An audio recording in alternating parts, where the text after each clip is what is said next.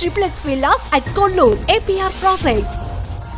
రాజకీయాల కంటే వైసీపీలోకి వెళ్ళక ముందు ఒక ప్రశ్న, నాకు అది క్లారిటీ కావాలి. నాకు ప్రభాకర్ చౌదరి గారు రోజు ఎమ్మెల్యేగా ఉన్నప్పుడు మిమ్మల్ని ఏరి కోరి తెచ్చుకున్నాడు ఆయన 1 టౌన్కి అనుకుంటా, ఓల్డ్ టౌన్ 1 టౌనే కదా అది తెచ్చుకున్నాడు. ఆయనకు మీకు బాగా సంబంధం ఉంది.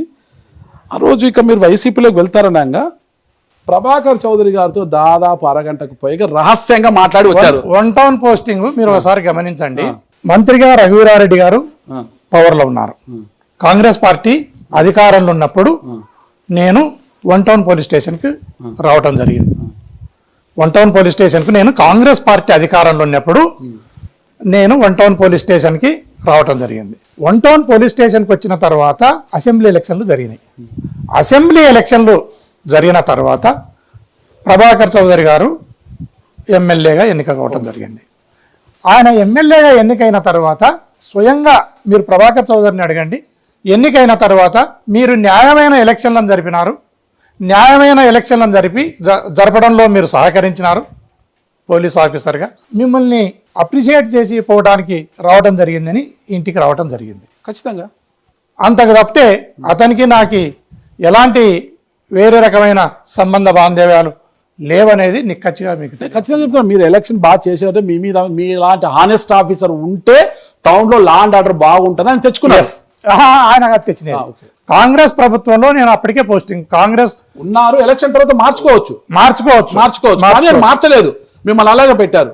నేను అడిగేది ఏంటంటే వైసీపీలోకి వెళ్ళక ముందు ప్రభాకర్ చౌదరి గారి ఇంటికి వెళ్ళి అరగంట సేపు ఆయన ప్రత్యేక గదిలో రహస్య మంతనాలు చేసుకొని వచ్చారు అంటే మీ అభిప్రాయం ఆయనకు చెప్పారు. నేను వైసీపీలోకి వెళ్ళాలనుకుంటానంటే ప్రభాకర్ చౌదరి గారు 2 రోజులు వెయిట్ చెయ్యి, నేను మాట్లాడుతున్నాను పైన మిమ్మల్ని నిలువరించే ప్రయత్నం చేశారు అనేది అయితే అప్పుడు కొంత ప్రచారం జరిగింది. వాస్తవమా కదా? 100% అది దుష్ప్రచారం ఉండవచ్చు, లేదా ఏదైనా గాలి వార్తలు ఉండవచ్చు.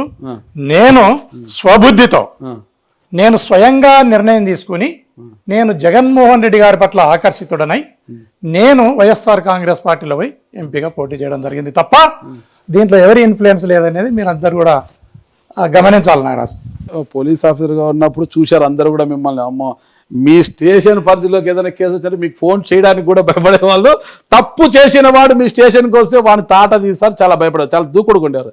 అంటే ఖద్దరు వేసినాక కూడా ఆ ఇష్యూస్ కమభవన్లో కూడా కురబాల యొక్క ఫంక్షన్ జరిగితే లేదు హంగామా డిపార్ట్మెంట్లో ఉన్నా కూడా జరిగింది హంగామా. అది పెద్ద ఎత్తున అదంతా జరిగింది. ఎందుకు అంత దూకుడుగా? అసలు ఆ దూకుడు ఎందుకు? కాదు మహేష్ బాబు కూడా కాదు. నేను అనేది ఏమంటే అప్పుడు జరిగినప్పటికీ నేను ఇన్స్పెక్టర్గా ఉన్నా.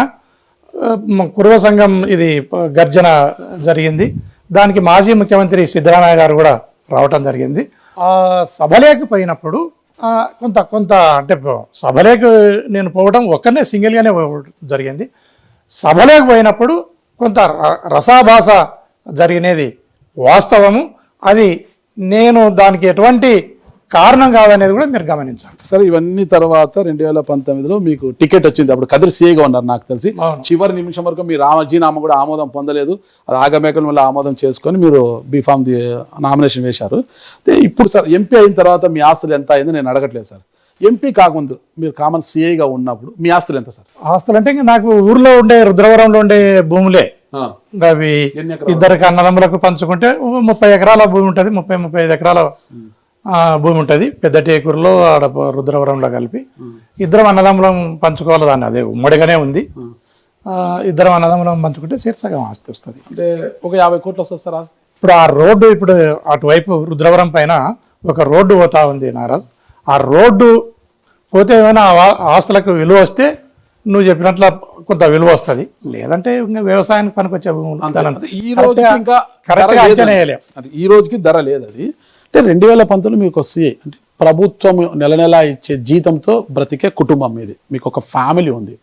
అంటే 2019 ఎన్నికలకు ముందు చంద్రబాబు నాయుడు గారు అందరికి పసుపు కుంకుమ ఇచ్చారు, మహిళలందరికీ కూడా చాలా చేసామని చెప్తున్నారు. ఎటు అనేది ఇంకా అటు ఇటు పాలిపోలే. అంటే జగన్మోహన్ రెడ్డి పాదయాత్ర చేసింది అటా ఇటా అని జరుగుతుంది. అసలు ఏ ధైర్యంతో మీరు ఉన్న సిఐ ఉద్యోగానికి రాజీనామా చేసి ఎంపీగా నామినేషన్ వేసేశారు? అసలుకి ఒకవేళ బొమ్మ ఇటు తిరుగుబడి ఉంటే ఏంటి పరిస్థితి? మీ ఫ్యామిలీ పరిస్థితి ఏంటి? అసలు ఏమైతుంది? ఇంకా నేను అన్నిటికీ సిద్ధపడే వచ్చింటా కదా. సిద్ధపడచ్చు, మీ ఫ్యామిలీ కూడా ప్రిపేర్ చేసింటా కదా. ఫ్యామిలీ కూడా ఫ్యామిలీ కూడా ప్రిపేర్ చేస్తా. ఆ రోజుకు తల్లిదండ్రులు ఉన్నారు, నా తమ్ముడు ఉన్నాడు, రాజకీయాలకి ఎంటర్ అయ్యేటప్పటికి సిస్టర్స్ ఉన్నారు, భార్య పిల్లలు ఉన్నారు. అందరికీ తెలిపిన తర్వాతనే రావటం జరిగింది కదా. అందరినీ ప్రిపేర్ చేసే రావటం జరిగింది. దీంట్లో ఉండే కష్టాన్ని నష్టాన్ని అన్నిటిని ఎదుర్కోవడానికి సిద్ధపడే రాజకీయాల్లోకి రావడం జరిగింది నారాజ్. కాకి డ్రాసులో ఉన్నప్పుడు మీ ఆలోచనలు అవన్నీ వేరే ఉంటాయి. రాజకీయాలకు వస్తే ఎత్తులకు పై ఎత్తులు, మీ వెనకాల గోతులు తీసేవాళ్ళు, ఇవన్నీ తెలుసుకోవాలా. ఇవన్నీ తెలియకుండానే మీరు రాజకీయాలకు వచ్చేసారేమో అనిపిస్తుంది. ఎట్లా ఎందుకు మాట అనుకుంటాం అంటే తప్పు చేసిన వాడిని ఓల్డ్ టౌన్ సర్కిల్లో నిలబెట్టి తోలు తీసిన రోజు గోరంట్ల మాధవ్ గారు తప్పు చేసిన రౌడీ షీటర్ అనే వాడు ఎవడైతే తప్పు చేసి ప్రజల్ని భయభ్రాంతులకు గురి చేస్తున్నాడు, అలాంటి వారిని ఓల్డ్ టౌన్ సర్కిల్లో ఒక సీఐగా మీరు వారిని తోలు తీసిన రోజు మిమ్మల్ని ప్రతి ఒక్కరు అనంతపురం జిల్లా ప్రజానికమంతా ఒక హీరోగా వివరించుకున్నారు.